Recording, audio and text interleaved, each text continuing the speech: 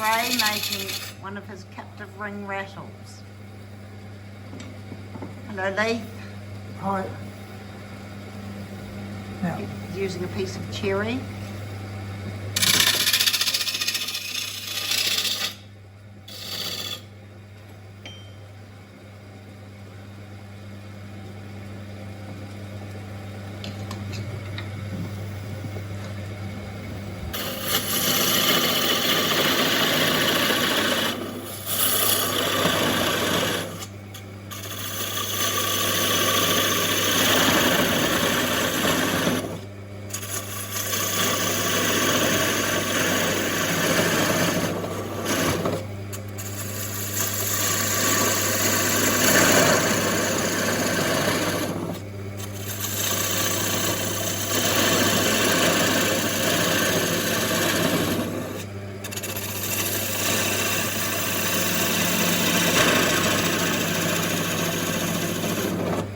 traditionally I have five rings. Now we've divided them up, now we round them off.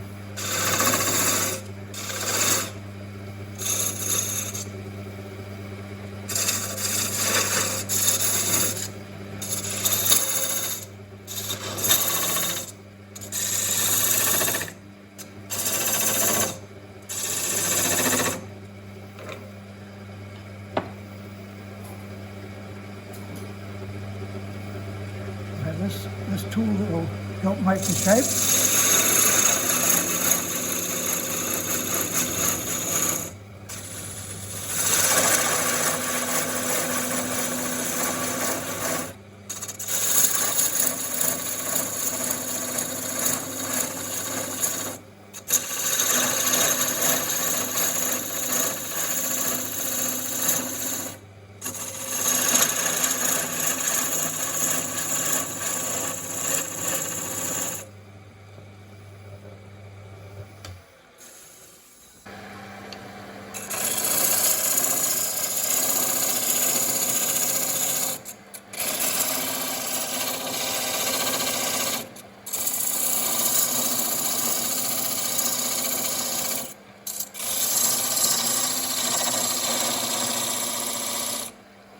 This is a handmade beading tool, so if you're doing a bowl and you wanted some beads on it,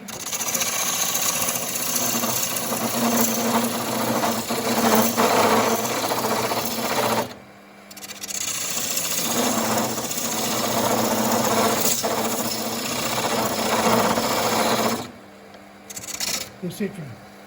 Okay, so that will work on any other bowl or platter that you're doing. This is a 1/4 inch tool I'm using, so we hold it down.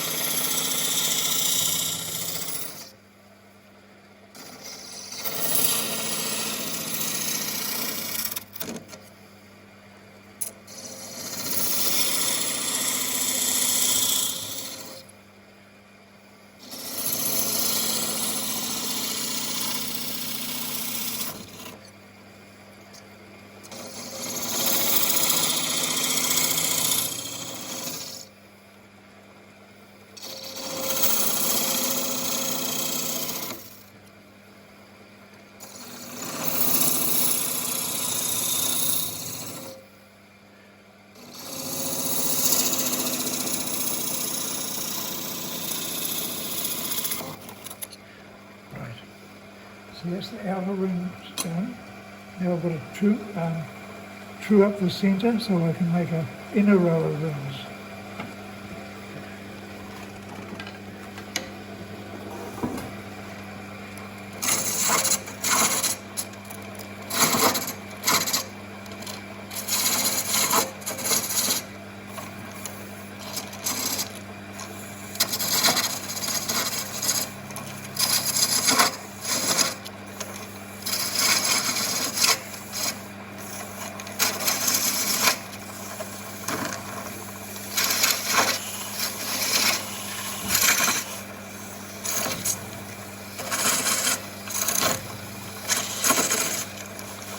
Sorry.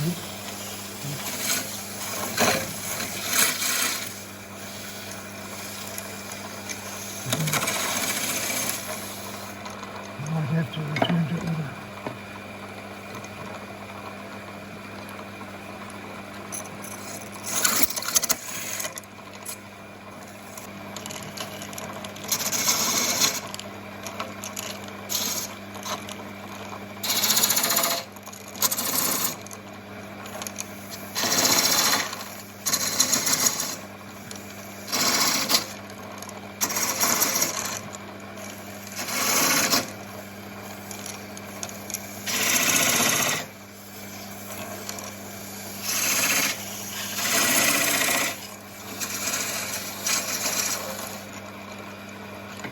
And the same thing again, the first roughing shot.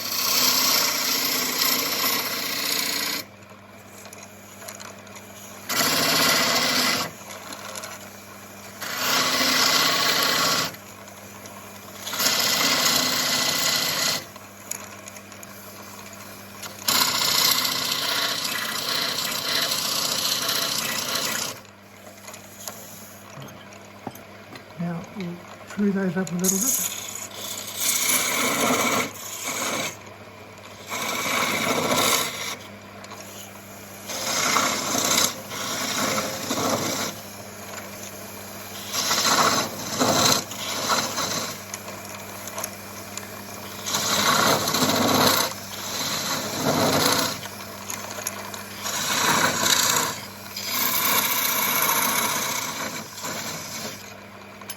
Now a little bit of sanding before we go on.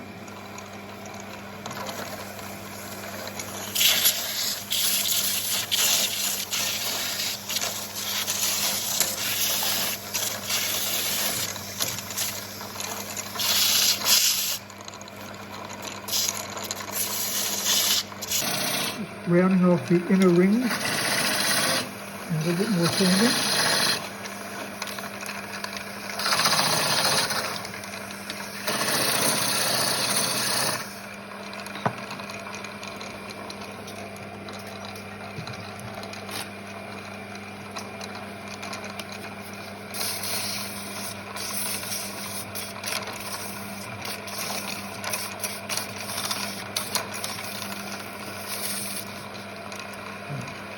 So choose another. Oh, no, which one is it?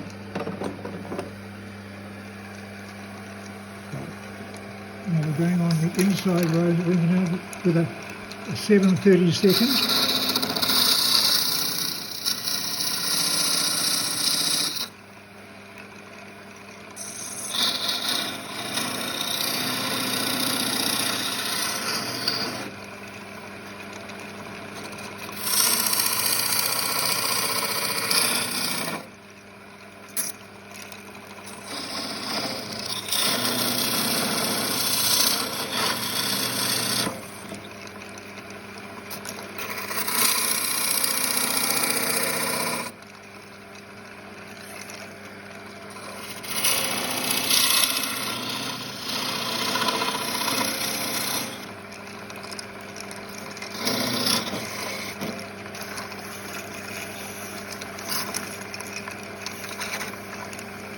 Need to clear it.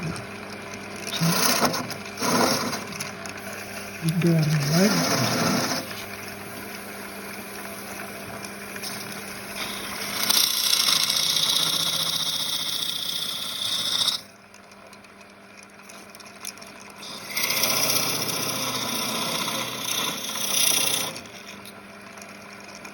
And the last one on the ring.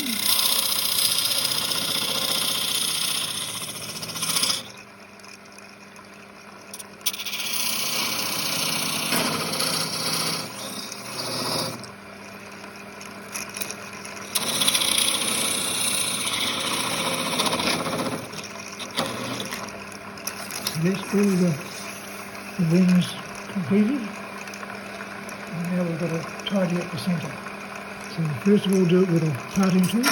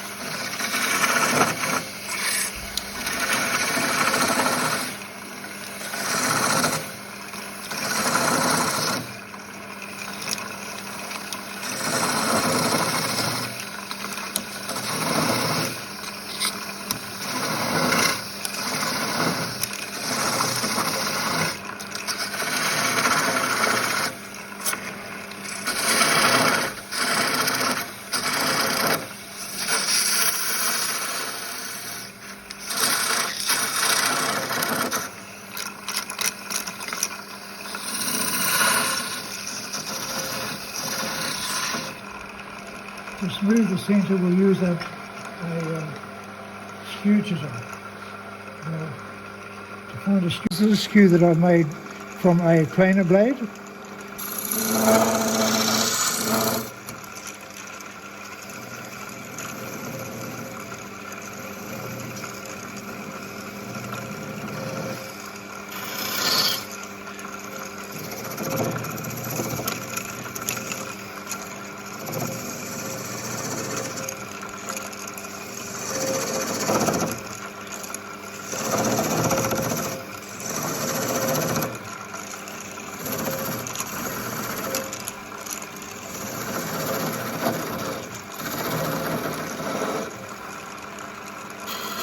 Tidy that corner up a little bit.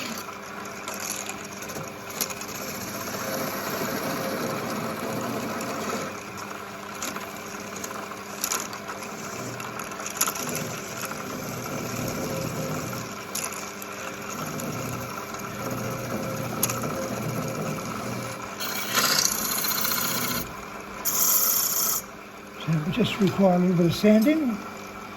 So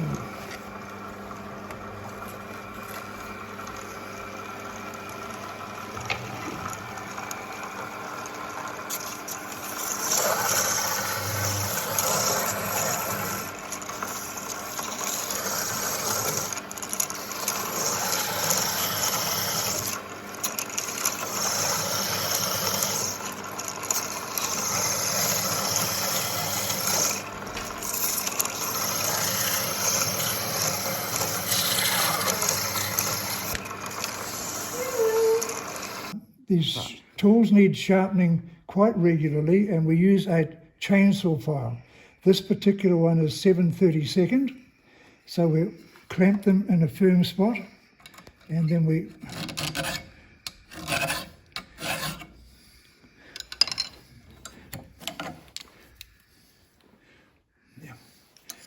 just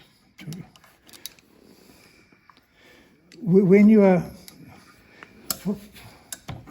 filing them, I'll do that one again. There we go.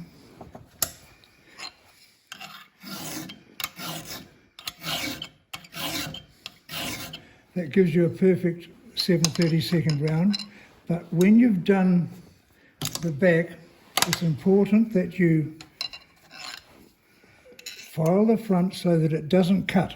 If that was cutting all the way around, you'd get some catches. So you just, from the tip needs to be sharp, but from halfway down it doesn't need to be. So you take the edge off that so it won't cut as you're doing the captive rings. So we've finished the captive ring part on the main one, so we'll just go back and work on the other end of the rattle.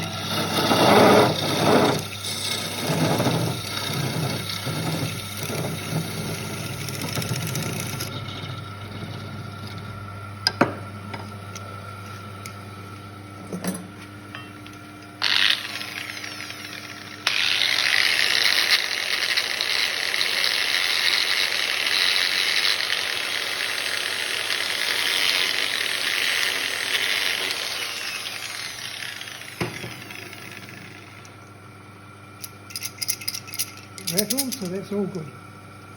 So now we need to do some finishing off, so I'll sort of go over that very briefly. First of all, where the two parts join, there's sometimes a bit of a ridge, so we need to use a knife to get rid of it. And here I use a Stanley knife with a carpet hook on it. And I just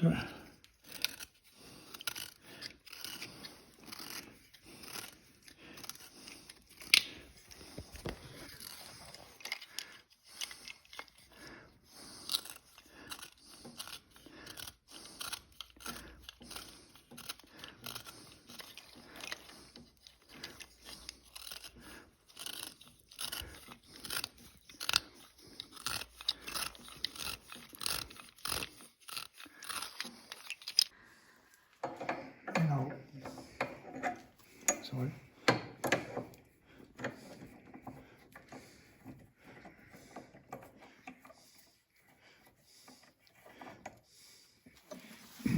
I've got thin strips of sandpaper. Cloth backed is what you need. You can use an old sanding belt for that. And then you just simply feed it through.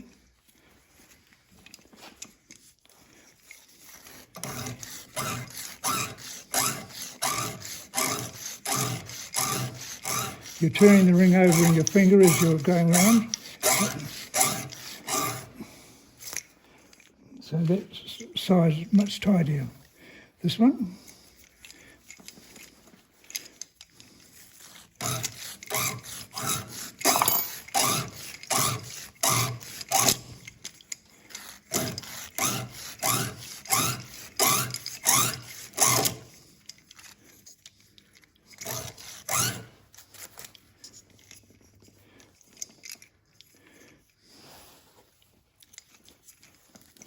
So this is the finished rattle, and it's ready for oiling. And what we use is, I use walnut oil. But I put it on the stove, put a little bit in a pot, heat it up so that the walnut oil is hot, and I just either use a pastry brush or roll it onto the oil, and that gives us a seal coating. The walnut oil is child friendly, and there's no nasties involved with that. So that's basically the rattle that I've made, and we're ready for the next one. Thank you. Got the rattle off, and there's a snub there, and that's just the ideal length to make a little top. So I'll do a finger top, and we'll start off. And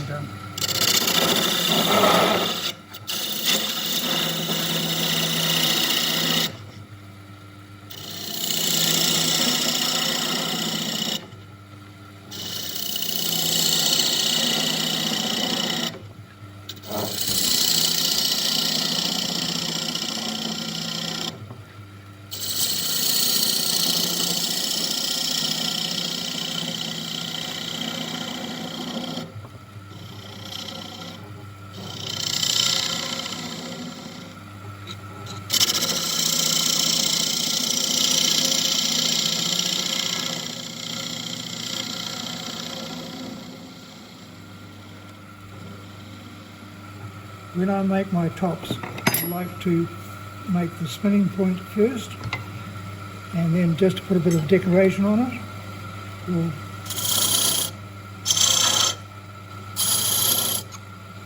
then we use a texturing tool that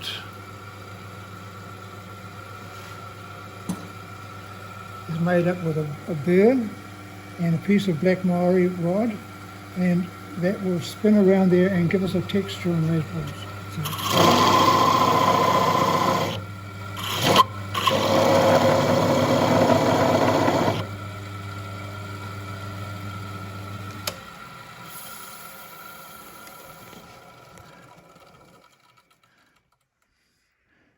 So that's the texturing for the bottom, and now we just cut the top of of the top off. So we'll use a parting tool.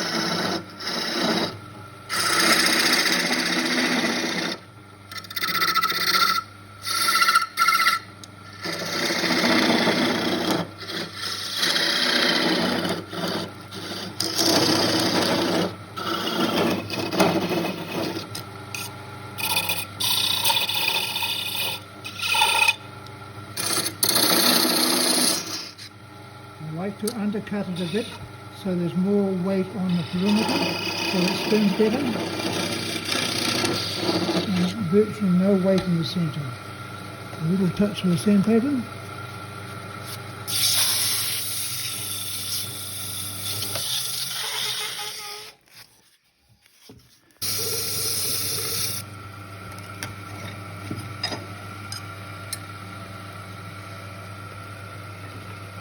Now you need to use another skew chisel. This one is a very fine skew chisel. So we come to work into here.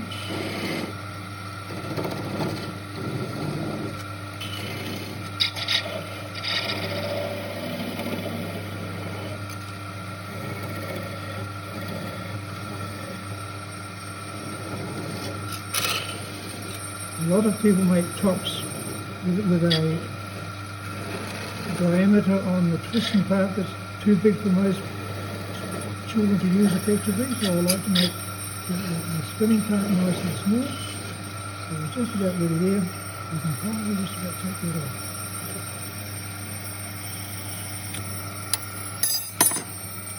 And there we have the spinning top. We better spin it because that's what it's all about. See? That wasn't a good one. We'll try it again. Oh. That's not as... There we go, that's better. So with every rattle there's usually a spinning top as well.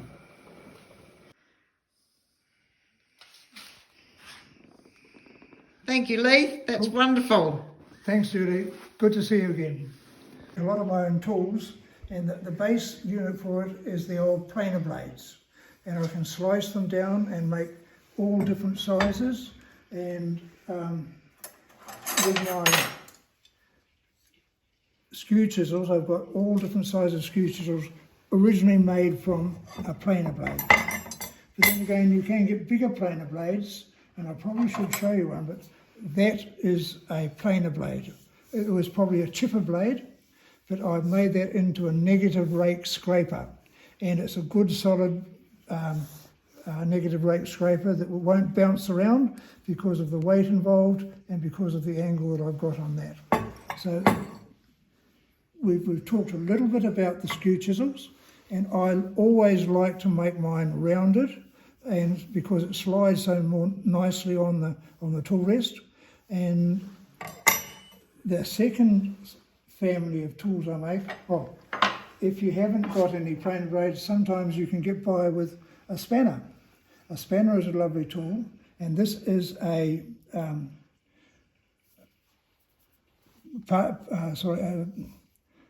parting tool, and it's just a matter of scalloping both sides and then shaping that, and that works beautifully. This one has got a little bit of a bend on it because I use that to go around the end of a rolling pin.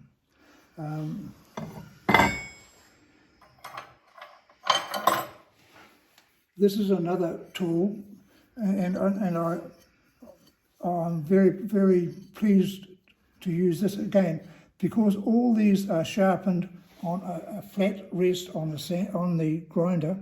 You don't need to be very careful. You don't need to be very particular about what angle you hold. So sit them on the tool rest, and you go a a slice around, and you've got a nice new sharp tool with a very, very sharp burr on it. So that is a full planer blade that I can scoop and do inside of bowls, or if I can turn it over this way, I've got the inside of bowls for a sharper angle and another angle. So that is one of my special tools. And all these different sizes. This will make a lovely cove in your work. Again, there's that size, and of course, if you want something smaller, you've got another size smaller, and another very small one. Or you can go even smaller than that to do any patterning on any bowls that you're making. This is a family of tools that I use a great deal of, and this is a point tool. Again, it's a sharpen on that side, and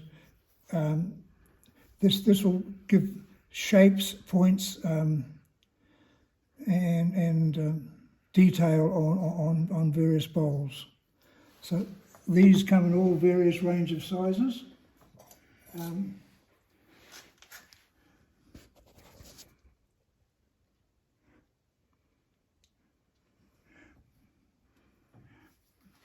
I'll very briefly, and Julie's not aware of this, I'm going to show how I sharpen these with a stick-on sandpaper. And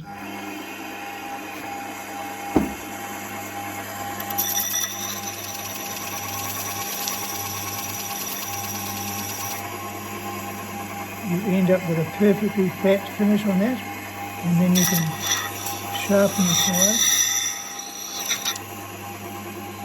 and you end up with a very, very shaped fine point tool. So that's my point tools. And sharpen the skew.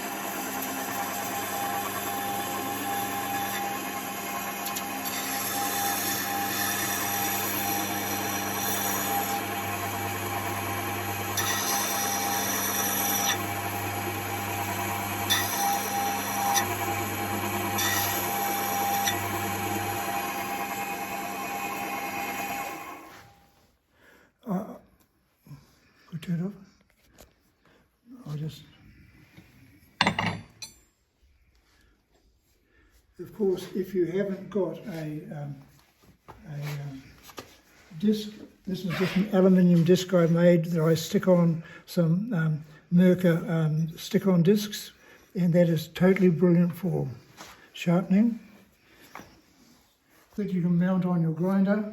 It is a most wood turners should have a piece of glass with a paper on both sides, and this is just for touching up the sharpness of your thing. So you can, glass will